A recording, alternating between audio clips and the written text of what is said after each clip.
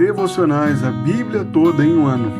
Hoje, Oséias, capítulos 4 a 6. O capítulo 4 de Oséias inicia uma nova divisão do livro.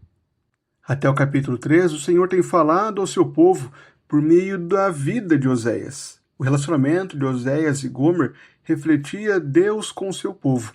Mas agora, a partir do capítulo 4, o Senhor passa a falar diretamente ao seu povo, apontando seus pecados e apontando para o juízo que ele traria pela infidelidade do seu povo. No capítulo 4, o Senhor adverte a Israel por conta da falta de conformidade com o culto. A fé professada por Israel foi corrompida, e por isso o Senhor passa a denunciá-los. Inicialmente, o Senhor os acusa por conta da sua falta de conhecimento. Nos versículos 4 e 6, o Senhor se dirige aos sacerdotes, os culpando pela falta de conhecimento do seu povo. É nesse ponto que aparece o famoso versículo: "O meu povo está sendo destruído, pois lhe falta o conhecimento." O Senhor age contra aqueles que deveriam ensinar o seu povo, mas por falharem em fazer isso, o seu povo tem perecido, pois não conhecem verdadeiramente ao Senhor. E por conta dessa falta de conhecimento, o povo tem se perdido cada vez mais. Os seus pecados têm se tornado cada vez mais graves. E por conta disso, jamais estarão satisfeitos. Comerão, mas não ficarão satisfeitos. Eles se entregarão à prostituição, mas não se multiplicarão, porque deixaram de adorar o Senhor. Esse povo tem sido enganado em sua adoração. Eles consultam os seus ídolos de madeira e um pedaço de pau lhes dá resposta, porque um espírito de prostituição os enganou, e eles, prostituindo-se, abandonaram o seu Deus. Nos versículos finais do capítulo 4, o Senhor adverte a Judá para que não ande no mesmo caminho. O juízo do Senhor prossegue no capítulo 5. Agora o Senhor denuncia ao seu povo que reflete a toda aquela liderança corrompida. Esse povo agora está tomado por um espírito de prostituição e que assim os leva a não conhecer ao Senhor e nem buscá-lo. Os seus líderes são a causa deles não se voltarem para Deus. O Senhor ainda prossegue e aponta para Judá, que também é inserida nesse juízo.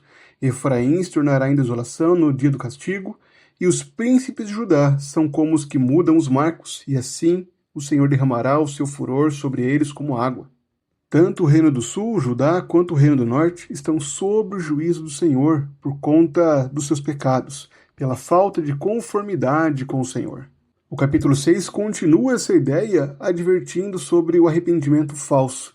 Aquele povo dizia: "Venham e voltemos para o Senhor, porque Ele nos despedaçou, mas vai nos curar. Ele nos feriu, mas vai atar as feridas."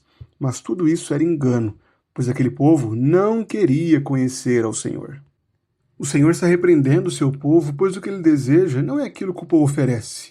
O Senhor deseja o amor do seu povo, mas o amor daquele povo é como a névoa da manhã. O Senhor quer que eles sejam misericordiosos, e não os seus sacrifícios. O Senhor deseja ser conhecido por eles, e não os seus holocaustos. Porém, esse povo continua a transgredir a aliança do Senhor. Eles têm cada vez mais feito abominações diante do Santo de Israel. Oséias prossegue denunciando a infidelidade de Israel, marcada pela idolatria, corrupção dos sacerdotes e pela injustiça no meio do povo. Este era um povo que não conhecia o Senhor, e que por isso agravava cada vez mais os seus pecados. E os sacerdotes, os líderes do povo, tinham culpa nisso, eram cúmplices dos seus pecados. Ainda assim, o Senhor chama o seu povo a se voltar a Ele, a buscá-lo, a amá-lo em verdade, e não apenas com sinais aparentes, como seus sacrifícios e holocaustos, mas amarem verdadeiramente ao Senhor, crescendo no conhecimento dele. O lamento quanto à ignorância de Israel encontra o seu cumprimento em Cristo Jesus. É através dele que nós agora temos o pleno conhecimento de Deus. Isto acontece porque ele é a revelação da glória do Pai. É nele que nós vemos toda a glória que havia no Santo Deus de Israel. Como o autor dos Hebreus nos alerta, no passado, Deus falou de muitas maneiras aos pais pelos profetas, mas agora nos falou pelo seu Filho, aquele que é o herdeiro e sustentador de todas as coisas. Portanto, é somente através de Cristo que nós podemos conhecer ao Senhor. E este é um alerta muito importante para o tempo em que vivemos. Quantas pregações ouvimos em que Cristo não é anunciado?